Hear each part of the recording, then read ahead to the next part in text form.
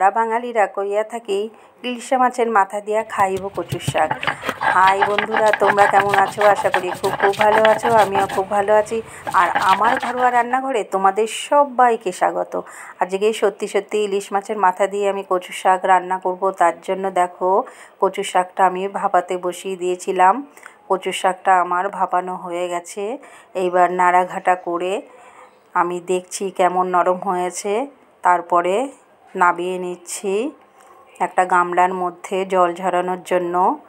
আর এই দিকে দেখো, কড়াই বসিয়ে দিয়েছি, তেল ঢেলে দিলাম আর ফোড়নে দিলাম পাঁচফোড়ন আর তেজপাতা। তারপরে মাছের মাথাটাকে আমি লবণ আর হলুদ মাখিয়ে তেলের পরে দিয়ে নাড়াঘাটা করে ভেঙে দিলাম। আর স্বাদ মতো লবণ, পরিমাণ মতো হলুদ দিয়ে দিলাম। আর মশলাতে দিলাম কাঁচা লঙ্কা, গোলমরিচ, রসুন আর আদা। মশলাটাকে দিয়ে তার ওপরে কচুর শাকটা ছেড়ে দিলাম। দেখো, ভালো করে আমি নাড়াঘাটা করে নিচ্ছি। তারপরে দিয়ে দিলাম একটু স্বাদ মতো চিনি, যে যেরম চিনি খাবে। তারপরে আমি নামিয়ে নিচ্ছি। কচুর শাকটা আমার রেডি।